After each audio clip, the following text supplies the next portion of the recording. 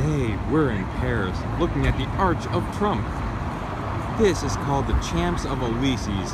It was named that because Donald Trump, the champ of the 2016 election, ran down this and was then inaugurated at the Arch of Trump to the biggest crowds ever.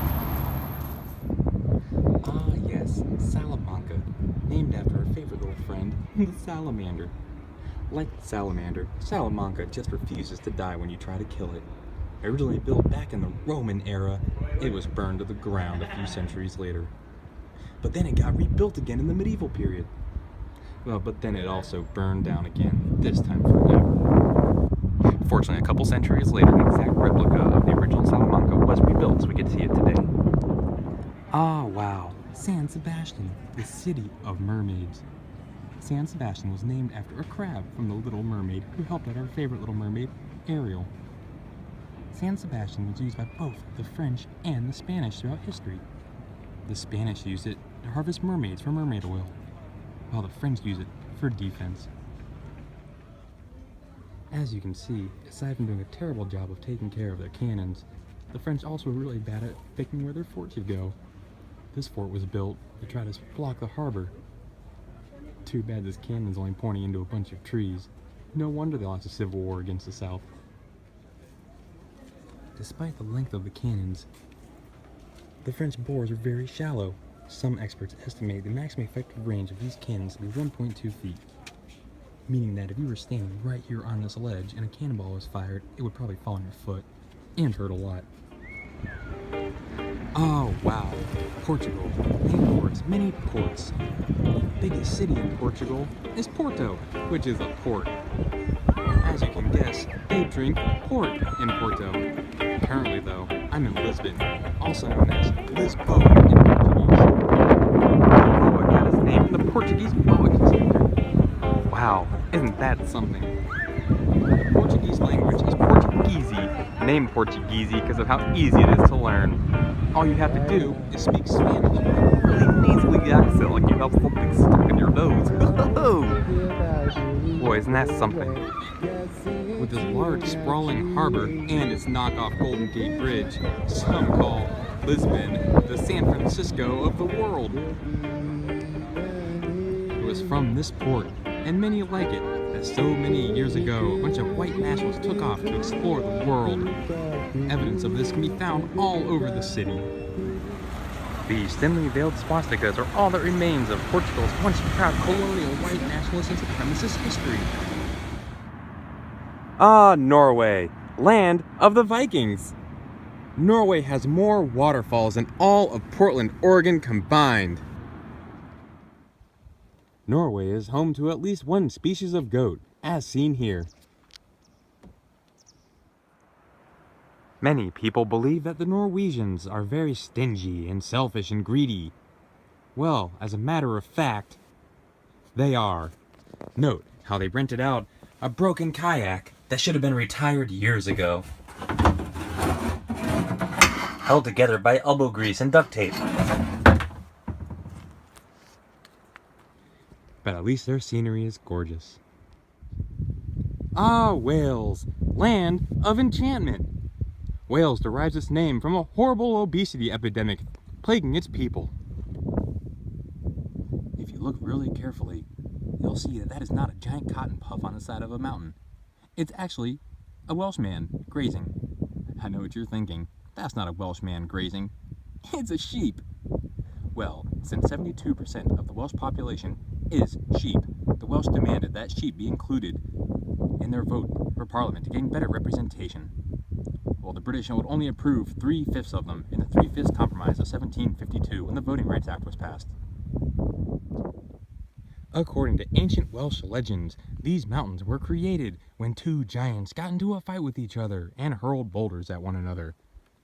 After spending what the Welsh would call 500 billion pounds of sterling silver under the Obama administration in 2014, the Americans were able to prove that these mountains were in fact formed by natural geologic processes. However, recently, many of the same scientists who now say that weed is good for you also say that the original legends are, in fact, true after conducting their own extensive studies. They have also said that anyone who disagrees with these studies is a bigoted troll. referencing, of course, the Scandinavians, who said it was trolls who created these mountains. Ah, Ireland, land of the leprechauns. Of course, there's no leprechauns here anymore after they were hunted to extinction in 1790 by English settlers looking for their fur. According to legend, seeing a rainbow in Ireland will give you good luck for an entire 5 minutes.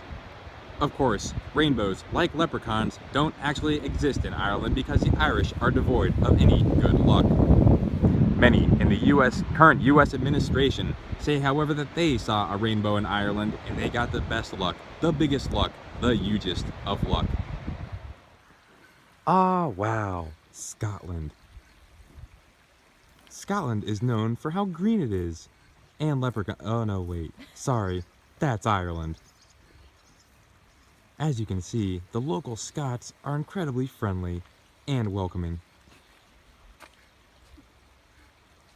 Scottish people are known, apparently, for having very itchy necks that they need to scratch on poles. In Scotland, like in England, they drive on the wrong side of the road. Sometimes they drive all over the road and block everything, so you can't get through. Ah, wow, the fairy pools of Scotland. This is where all of the magical, happy fairies of the world came from once upon a time. Of course, there's no fairies anymore because all of them died because people said, "I don't believe in fairies." While sometimes seeming to be a dreary landscape, if one looks closer, they'll notice that in Scotland there is, in fact, plenty of vibrant colors, such as this brilliant blue stream. Of course, streams like this aren't naturally this blue or brilliant.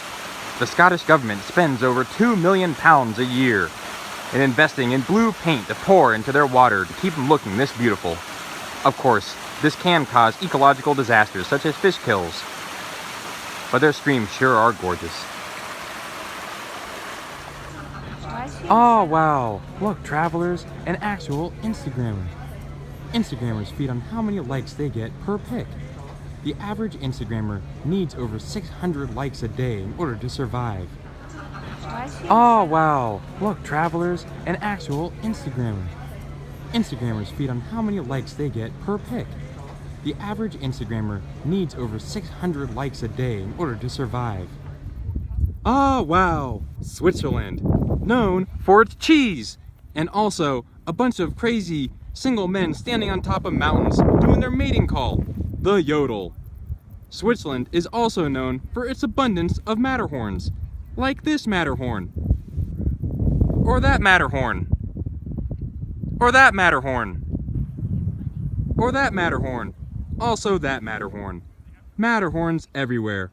That's why Switzerland is known as one of the Alpiest countries in the world. The Swiss aren't only known for their manufacture of knockoff Rolex watches, which they've been doing for millennia. They're also known for their dairy. As you can see, Swiss rivers flow with milk.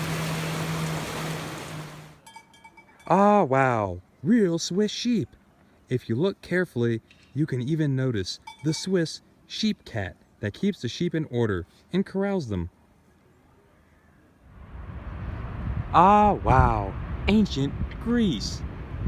Greece derives its name from the diet of the people who live here, which is very heavy in pork and red meat. This explains why they have really low life expectancies and therefore need an incredibly early retirement age of approximately 40. Many of these structures were built back in Greece's golden age when they still had plenty of money. In other words, before 2009. Ah, wow, the ancient Greek city of Mykides. Mykides was established around 1600 BC, making it even older than the United States of America. The ancient Greeks believed that these stones were put in place by a race of giant cyclops, seeing as how people couldn't possibly have put these in place. However, back then, people were significantly smaller than they are today. Each of these stones is roughly the size of a modern-day cinder block and weighs between 20 and 30 pounds. Fortunately, a bus of very small people showed up, so you can look at them against these stones for scale. Each of these people is roughly 1 to 2 feet in height.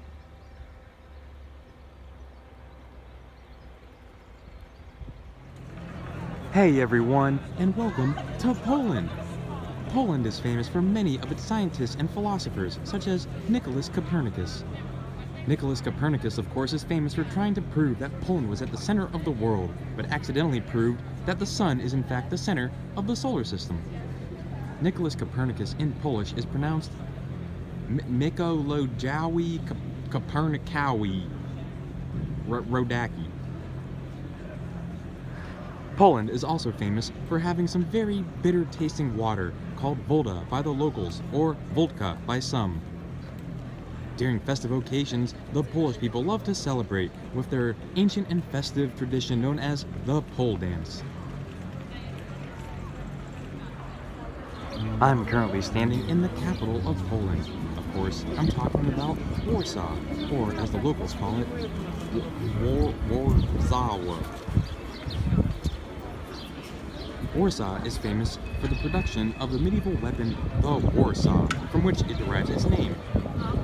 Warsaws were used for centuries by Polish knights who would ride into battle with them and literally saw their enemies in half. Of course, many modern scholars and historians have questioned the practicality and feasibility of using a Warsaw in battle. Still, the morale effect must have been shocking on enemy troops, seeing their comrade in arms literally sawed in half. Unfortunately for many of us foreigners, the Polish language is absolutely impossible to understand. I should know. I've been trying to learn it myself, and if a renowned scholar like myself can't figure it out, well then I highly doubt that anyone can. Ow! Stupid pole. Oh, I gotta go.